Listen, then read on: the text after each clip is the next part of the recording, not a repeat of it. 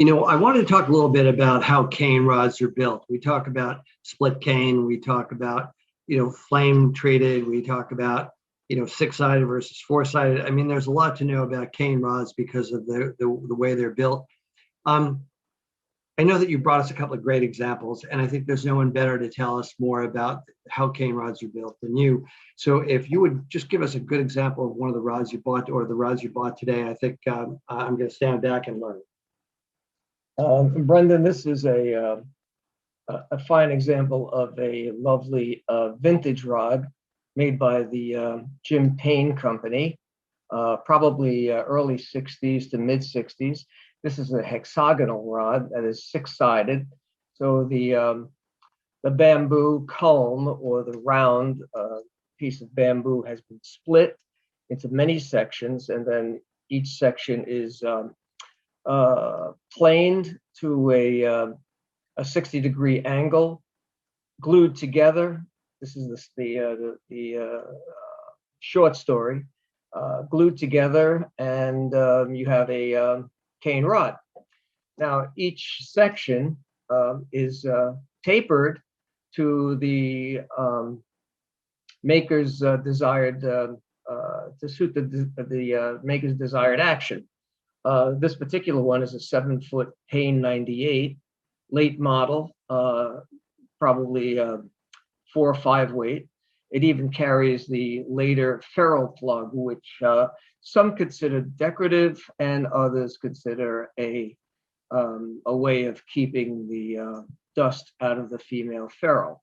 In any case, this is a wonderful example of an original condition vintage piece. Lovely rod.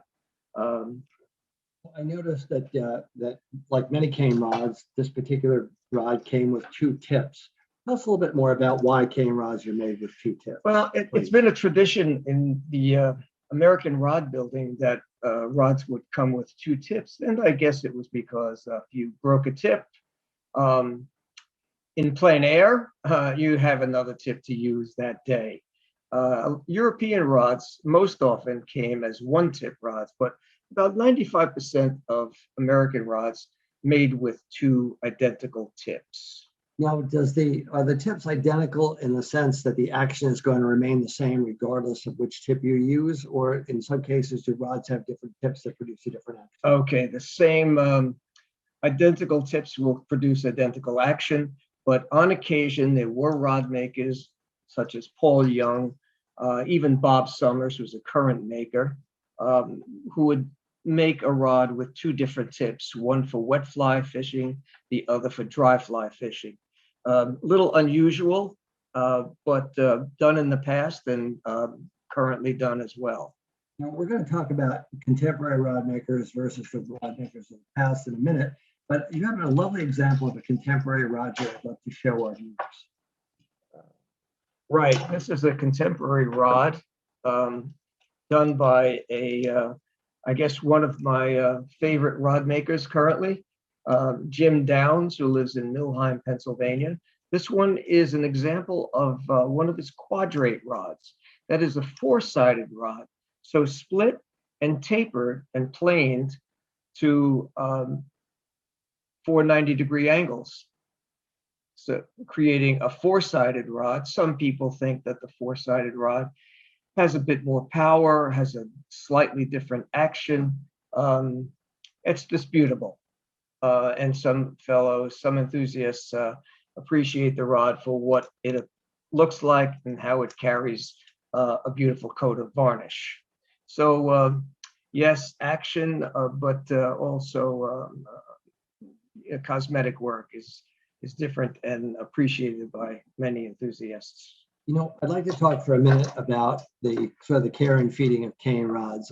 I have a rod that was passed down to me. It's a no-name cane rod, and some of the wrap on the ferrules is kind of dried out and it's coming loose, and it's in pretty good shape. I would say that the pieces are not worn yet.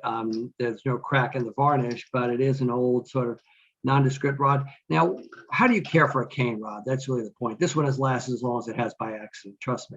Well, basically, after use, wiping the cane down so that it's completely dry before you put it away in the bag.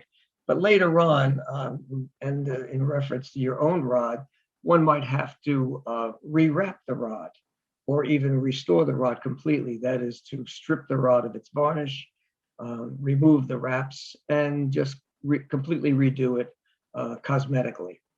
Good. The other thing that I find interesting is I remember, hearing from the generation that preceded me about fishing old gut line and the effect that had to be taken off the reel and dried, and they fished cane rods in those days.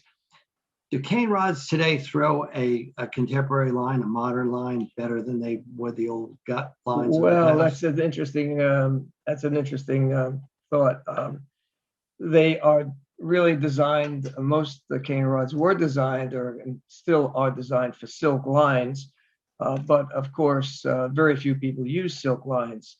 There's a growing enthusiasm for silk lines and the old ways, but these rods are mostly used 95%, 98% of the time with modern plastic lines.